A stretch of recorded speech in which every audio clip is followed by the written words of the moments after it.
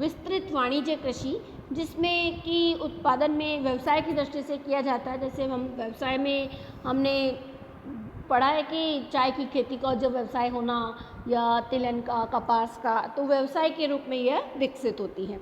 तो इस प्रकार खेत तैयार करने के लिए फसल कराने में समस्त आधुनिक कृषि यंत्रों का यूज़ भी लिया जाता है, जैसे ट्रैक्टर, हार्वेस्टर आदि।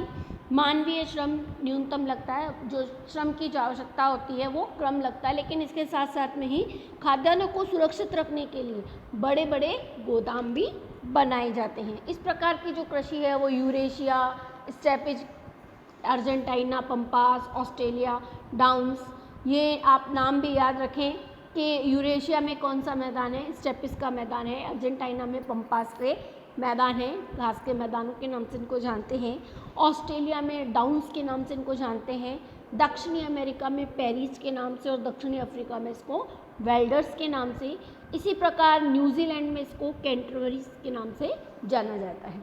नेक्स्ट है हमारी बागाती कृषि, जो बागानों के रूप में की जाती है। जैसे कृषि के ब्राज़ील के कॉफ़ी के बागानों को, जो इसकी विशेषता है, आप इसे अंडरलाइन भी करें कि ब्राज़ील में कॉफ़ी के बागानों को क्या कहा जाता है, फेजेंडा कहा जाता है। ये एग्ज़ाम में काफ़ी बार पूछा गया है क्वेश्चन। यहाँ पे एक फसली कृषि है, बागान ही लगाए जाते हैं चाय के, है ना।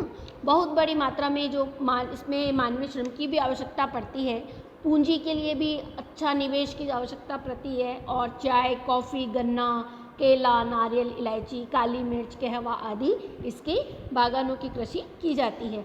भारत व श्रीलंका में चाय की कृषि, पश्चिमी अफ्रीका में कॉफ़ी और कोको की कृषि, फिलीपींस में नारियल व गन्ना की कृषि, उसी प्रकार ब्राज़ील में कॉफ़ी की कृषि की जाती है, बागाती आदि। मिश्रित कृषि क्रियाओं में हम देखें तो पशुपालन की क्रिया भी साथ में सीखी जाती है।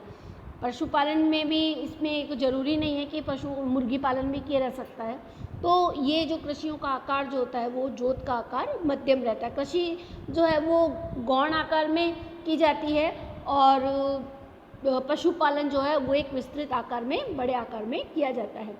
अत्यधिक महानगरों के समीप किया जाता है, जिसमें फसलें बदल बदल कर बोने से मृदा की उर्वरता भी बनी रहती है, जिसमें से गेहूँ, जौ, रई, जई, मक्का, सोयाबीन, चारे की फसलों में भी बोई जाती हैं। इसके साथ साथ में भेड़, बकरी, सुअर, मवेशी पशु आदि भी पाले जा सकते हैं।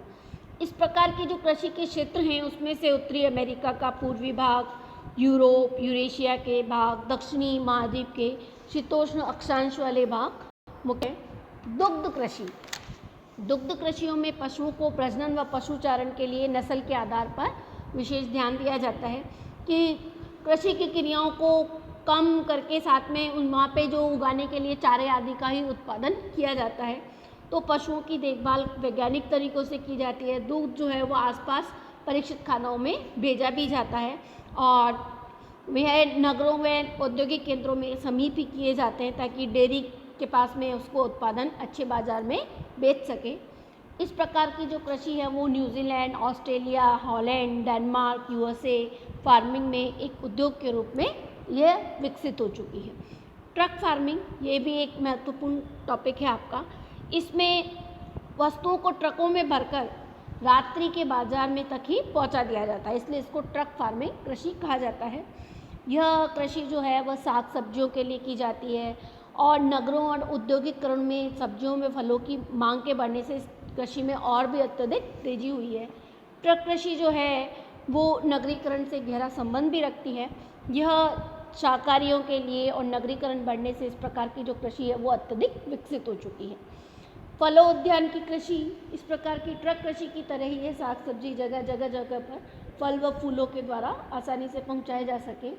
नगरों में फूलों की मांग अधिक होती है, तो इस प्रकार की जो कृषि है वो फलोद्यान की जो कृषि नगरों के आसपास के क्षेत्रों में ही की जाती है।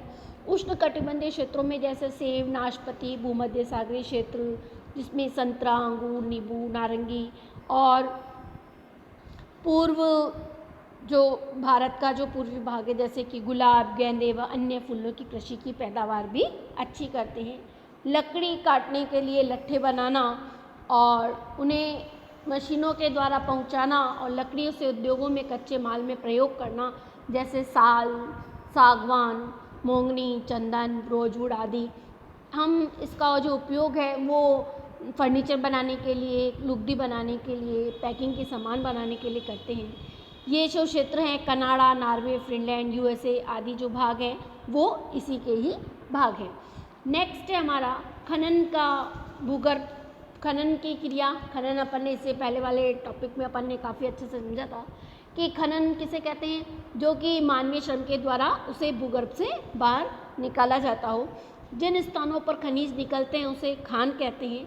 मानव विकसित खनिजों के खोज की अवस्था में रही है और पाषाण युग, ताम्र युग, कांस्य युग, लोह युग ये जो हमारे क्या बताए जाते हैं, तो उसी प्रकार वर्तमान में अब ये और भी खनन जो है वो हमारी प्राकृतिक संपदा है ना, ये हमारे लिए बहुत ही उपयोगी है। कोयला, पेट्रोलियम शक्ति के आधार पर इसको और अलग भी ढंग से बांटा, अपन ने समझाया भी है कि उसे दो भागों में बांटा गया है, धात्विक, अधात्विक और अब ईंधन खनिज के बारे में, है ना। तो खनिज को प्रभावित करने वाले जो क्षेत्र हैं उसमें से प्राकृतिक और मानविक दोनों ही कारक प्रभावित करते हैं। प्राकृतिक कारकों में उनकी स्थितियों के भंडार, खनिजों की जो मात्रा है उनके बाजारों के समीपता ही की जाती है।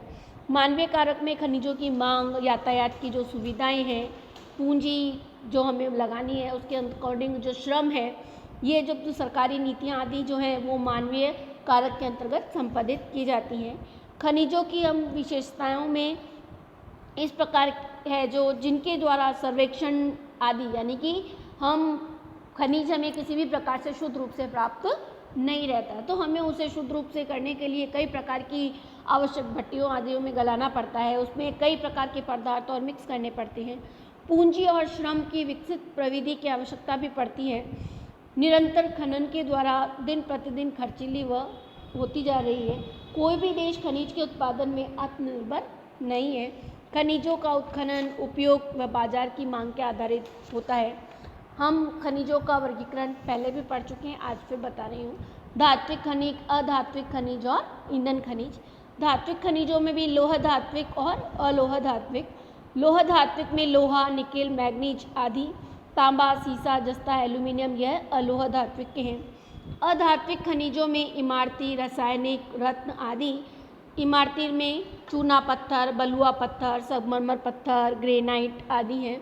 इसी प्रकार रासायनिक में नमक, अब्रतम और रत्न में हम देखें तो सोना, चांदी, प्लेटिनम आदि हैं। हमारे ईंधन खनिज कोयला, पेट्रोलियम, गैस, है ना, ये सब जो हैं ये हमारे ईंधन खनिजों के रूप में यूज़ लेते हैं हम। ये अपना चैप्टर यहीं ख़त्म हुआ। नेक्स्ट अपन नेक्स्ट क्लास में डिस्कस करेंगे।